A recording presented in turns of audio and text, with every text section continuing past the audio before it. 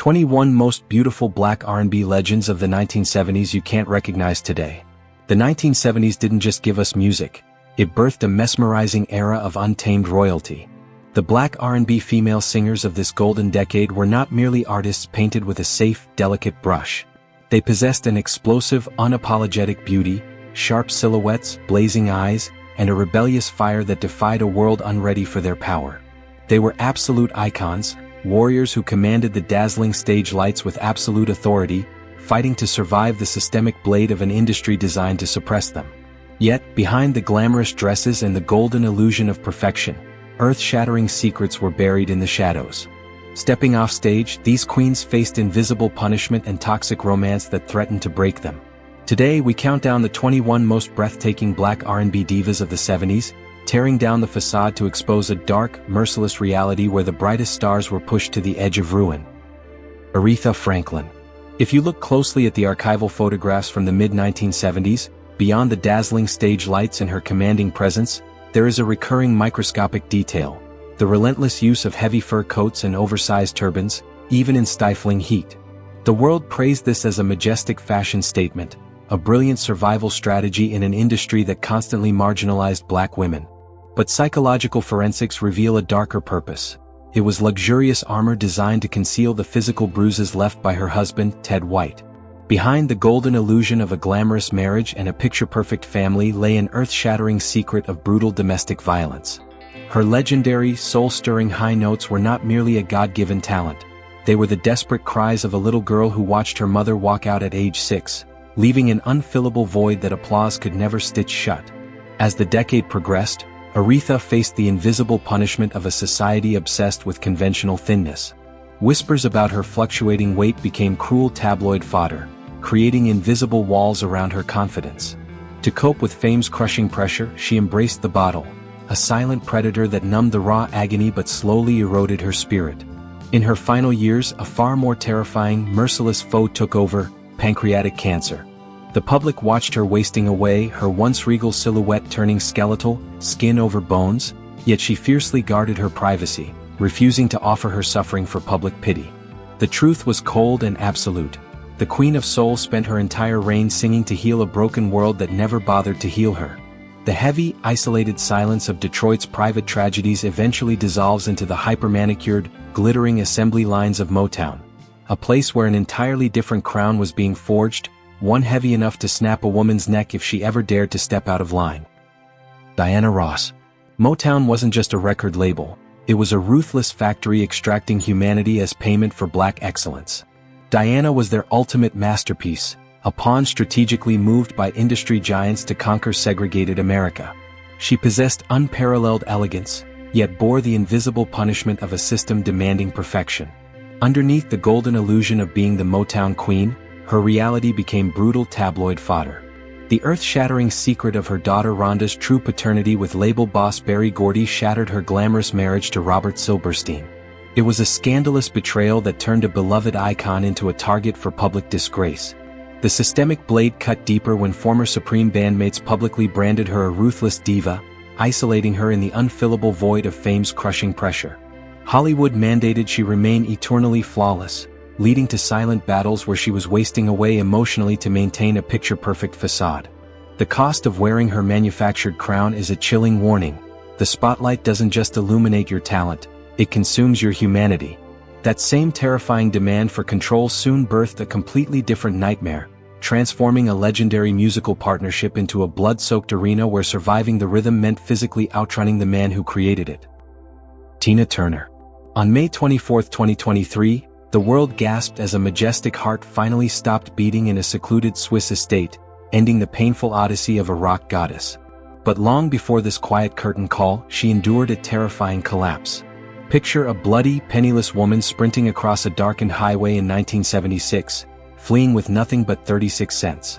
This brutal reality was the sudden drop that entirely shattered the golden illusion of her powerhouse musical partnership. For years, Ike acted as a silent predator, transforming her daily existence into a toxic romance built on physical terror. Behind the dazzling stage lights, she was a prisoner, enduring raw agony as invisible walls of fear kept her tightly trapped. The screaming public saw a fiery icon dancing with explosive energy, entirely blind to the fact that her frantic movements were a desperate survival strategy.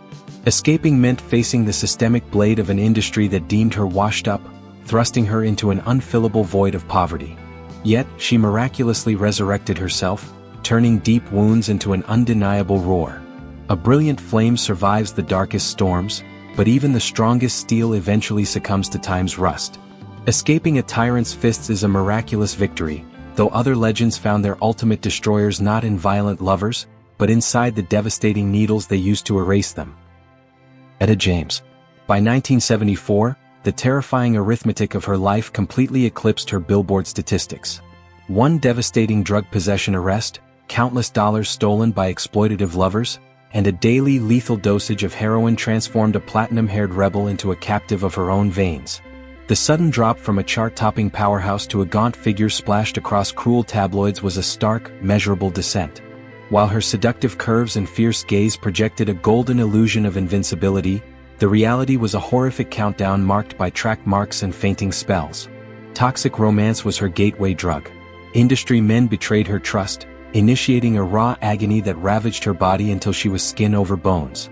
She fought an invisible enemy in dimly lit dressing rooms, enduring an invisible punishment amplified by a merciless press that dissected her physical collapse instead of offering empathy. Her eventual demise in 2012 was the final, tragic calculation of a soul mathematically drained by exploitation. The true cost of her fame wasn't counted in platinum records, but in the exact number of heartbreaks a single human body could endure before expiring. A needle in the arm is a solitary, self-inflicted torment, yet there exists an entirely different caliber of devastation.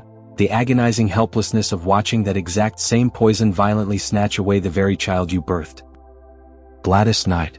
Imagine standing in the dimly lit backstage corridors of a 1970s arena. Through a cracked dressing room door, the image is shattering. You see a mother desperately applying eyeliner through hot tears, clutching her children, too terrified to leave them with a husband consumed by addiction. On stage, her warm smile presented a golden illusion of a picture-perfect family. But her marriage was a toxic romance that became terrifying tabloid fodder. The systemic blade of fate, however, had a crueler, invisible punishment waiting.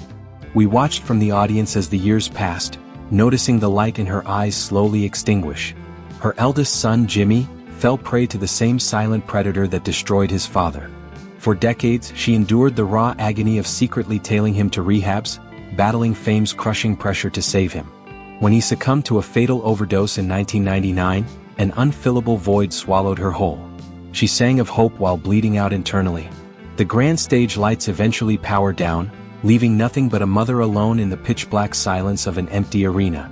Such heavy, suffocating silence is terrifying when mourning, yet for others, silence wasn't born of grief. It was a deliberately constructed fortress that ultimately invited the deadliest storms of public speculation. Roberta Flack. Behind the calm gaze of this iconic diva, a terrifying psychological ghost was taking root. While the world saw the golden illusion of a refined, intellectual artist, her mind slowly became a fortress of deep paranoia. Her fierce desire for privacy birthed unanswered questions and chilling speculation about her sexuality and secret affairs. This protective silence didn't save her. It merely fed a silent predator within her psyche. The systemic blade of fame's crushing pressure demanded constant perfection, forcing her into a state of relentless anxiety. Gasping for air under impossible expectations, she battled invisible walls erected by aggressive tabloids and a ruthless record label demanding she change her signature sound. The immense stress manifested physically. She lost her majestic voice, halted recordings for months, and faced a quiet, isolated industry freeze-out. Her artistic soul was completely suffocated in the dark long before her career actually faded. Such a silent, agonizing erosion of the mind presents a chilling contrast to a nightmare that violently attacks not the psyche, but the fragile flesh itself. Minnie Riperton. In 1976, she possessed the most coveted instrument in the entire music industry, a pristine 5-octave vocal range that elevated her hit, Loving You, into an immortal anthem. She embodied pure, ethereal femininity, projecting a picture-perfect golden illusion to a chaotic world. Yet, exactly at the breathtaking summit of her career, the sudden drop struck with a devastating breast cancer diagnosis. The paradox was unimaginably cruel. While millions healed through her angelic voice, a merciless foe quietly multiplied inside her chest. To the public, she remained a radiant diva, Backstage, she endured raw agony, subjected to agonizing mastectomies, endless fevers, and the horrifying reality of wasting away. Adding to her immense pain, the systemic blade of the industry slashed her while she bled. Vicious tabloid fodder circulated chilling speculation of a scandalous betrayal involving an affair with Stevie Wonder, deeply fracturing her personal life. She fiercely fought to survive both her decaying body and an industry demanding black divas be intensely sexy, not softly dying. On July 12, 1979, her angelic high notes were silenced forever at just 31. Was the glittering crown of fame truly worth the ultimate price if it only decorated a deathbed? To be suddenly robbed of your future by a terminal illness is a profound, irreversible tragedy, but a uniquely agonizing exhaustion sets in when a vibrant young star's spirit is suffocated not by failing health, but by the toxic, controlling expectations of the very men who claim to love her. Betty Wright. Just one signature on a marriage certificate at the tender age of 17 became the merciless foe that relentlessly hunted her down. Betty Wright possessed a vibrant voice and projected a radiant, youthful golden illusion, shining brightly with the smash hit Clean Up Woman. But that single fatal decision to wed producer Noel Williams triggered a devastating ripple effect. It wasn't merely a toxic romance, it was a suffocating trap. The grueling stress of rising fame combined with relentless emotional abuse quickly shattered her early union. Hoping to escape the pain, she made another disastrous choice, entering a second marriage only to face even more vicious emotional torment. Her personal life devolved into relentless tabloid fodder, complete with chilling speculation of scandalous betrayals and messy rumors. The systemic blade of the industry brutally punished her youth. While older peers were deeply revered, she faced invisible walls of bias, forced into an exhausting cycle of wearing increasingly provocative outfits just to prove her worth. The raw agony of fierce legal battles over unpaid royalties drained both her fortune and her spirit, leaving her trapped in an unfillable void of depression. She spent her entire life defending her honor from the very industry that ruthlessly exploited her. How fragile is a brilliant existence when one early mistake dictates decades of profound suffering? The exhaustion of battling relentless lawsuits for stolen youth and unpaid royalties is incredibly heavy, yet a completely different kind of exhaustion consumes a soul when the most terrifying battlefield isn't a cold courtroom, but the very bedroom meant to be a safe sanctuary. Candy Staton. Picture the glittering album covers of the 1970s, radiating a picture-perfect, gospel-infused golden illusion. Her anthem, Young Hearts Run Free, empowered millions to dance off their heartbreak. But the public perception was an illusion shattered by the earth-shattering secret of her reality. Behind the dazzling stage lights, she wasn't running free, she was physically trapped in a toxic romance. Her marriages to industry men were a series of brutal beatings, transforming her home into a cage of raw agony. Adding to this trauma, the systemic blade of her own religious community struck her deeply. The gospel church relentlessly condemned her sparkling disco dresses, subjecting her to public disgrace and an invisible punishment for daring to embrace her sexuality. She faced fame's crushing pressure while raising 4 children alone, gasping for air under crushing financial debts. She sang of liberation while fighting a merciless foe in her own bedroom. The bruising weight of a lover's fist leaves undeniable, visible scars. But an equally sinister devastation unfolds when a husband weaponizes his love to systematically erase a woman's artistic identity, plunging her into the coldest depths of obscurity. And Peebles. If the cold, steel microphone at High Records could speak, it would testify to a slow, suffocating erasure. It felt the fiery breath of the woman who sang, "I Can't Stand the Rain," capturing her warm golden illusion before a sudden drop into complete emotional darkness. To the public, her marriage to producer Don Bryant seemed remarkably solid, but the microphone absorbed the silent tremors of an earth-shattering secret. His controlling grip cast her into a permanent, stifling shadow. It intimately witnessed her raw agony as the systemic blade of the industry swung down without mercy. Critics relentlessly compared her to louder, more explosive divas, plunging her into an unfillable void of profound insecurity, while her own label completely abandoned her promotion. The microphone watched her wasting away from chronic depression, her once vibrant voice gasping for air under fame's crushing pressure. When she finally stepped away, the steel stand remained entirely cold and lifeless, a silent monument to a masterpiece the world simply refused to amplify. While one voice was quietly muffled into non-existence by a controlling shadow, another was preparing to completely shatter the stratosphere, only to tragically discover that hitting higher notes couldn't drown out the bitter fracturing of her own sisterhood. Patti LaBelle. In the mid-1970s, she reached an untouchable zenith, standing before millions as a dazzling powerhouse draped in grand fur capes. She projected the ultimate golden illusion of fierce, untouchable diva supremacy. Yet, exactly at the breathtaking peak of her group's monumental success, the sudden drop occurred. The public saw a united sisterhood, but behind closed doors, intense creative clashes tore the group apart, culminating in a bitter 1976 split. Her earth-shattering secret was that her controlling marriage to manager Armstead Edwards was slowly suffocating her independence, creating an invisible punishment of relentless financial tension. The systemic blade of public expectation constantly demanded she be more conventionally feminine, yet she stubbornly refused to shrink her vibrant personality. But the most devastating merciless foe was not the ruthless industry, it was the silent predator of cancer that claimed her beloved sister Vivian in 1979. Thrust into raw agony, Patti performed with heavy, sorrowful eyes, gasping for air under fame's crushing pressure. Is the glittering crown of a legend truly worth holding if you must sit on the throne entirely alone?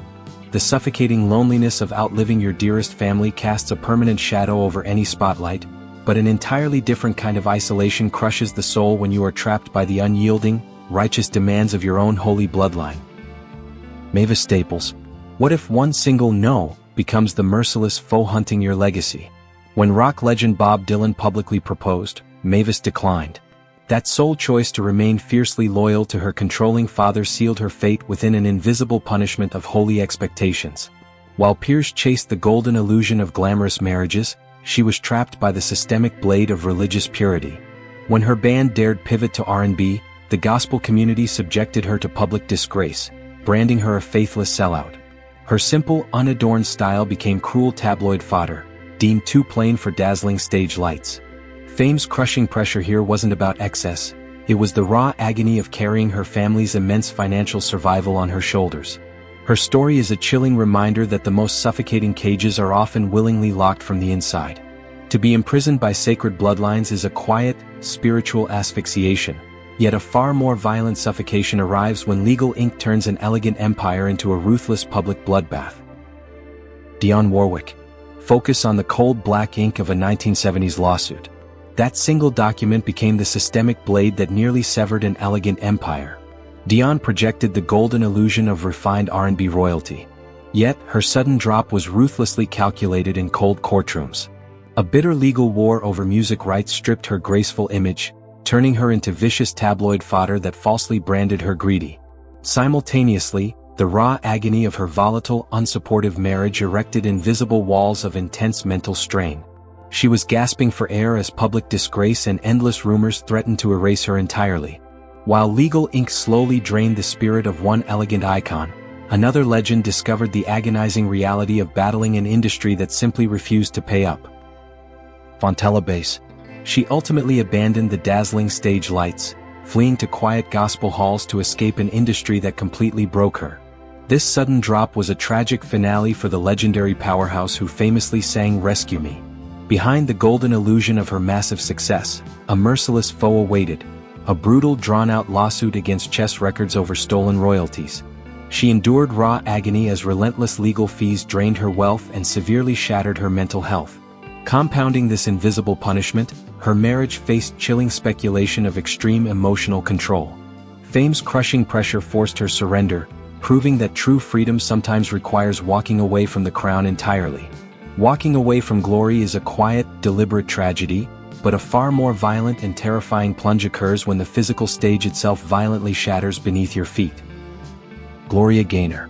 She reached the absolute zenith of the 1970s, universally crowned the icon of resilience with her anthem, "I Will Survive." Yet, in a cruel paradox, her sudden drop occurred exactly when the dazzling stage lights shone brightest. In 1978, a horrific stage fall severely fractured her spine. Behind the golden illusion of a fierce disco queen, she plunged into the raw agony of potential paralysis. While recovering, she endured an invisible punishment, a deeply toxic romance filled with relentless abuse. The systemic blade struck again when religious critics viciously condemned her freedom. Does surviving the public spotlight truly matter if private shadows are actively destroying you? A shattered spine is a horrifying visible tragedy, but an entirely different paralysis sets in when a vibrant funk legend is simultaneously suffocated by chemical demons and a violent household. Chaka Khan. Stand in a screaming 1970s arena and witness the golden illusion of a funk powerhouse. With majestic curls and glittering outfits, she projected an untouchable aura. But look closer at her lifeless eyes. The sudden drop into a toxic romance dragged her into a terrifying cycle of domestic violence. Behind the dazzling stage lights, she endured raw agony, secretly battling the silent predator of addiction. The systemic blade of fame's crushing pressure and bitter clashes with her band pushed her to the brink of complete physical collapse. She was gasping for air, bleeding internally while millions cheered. While one wild icon miraculously forged her wounds into an undeniable roar of survival, another radiant dance floor queen found herself suffocating under the very sensual image she was forced to project. Donna Summer. The queen of disco once stood trembling on a high-rise hotel ledge ready to jump. This sudden drop nearly erased her entirely. Before this raw agony, she projected the golden illusion of a radiant goddess, bringing ecstasy to millions on the dance floor. Yet, fame's crushing pressure transformed her into a prisoner of her own sensual image. Religious critics inflicted brutal public disgrace, and a bitter divorce left her wasting away, gasping for air under profound depression. She miraculously survived that terrifying ledge, only to surrender to a merciless foe, lung cancer, years later. The tragedy is absolute. She made the world feel brilliantly alive, while secretly begging to disappear. While one icon sought a physical ledge to escape her manufactured persona, another elegant princess chose a devastating chemical freefall just to numb the suffocating weight of her legendary bloodline. Natalie Cole. On December 31, 2015, a failing heart finally granted her the quiet escape Hollywood fiercely denied her.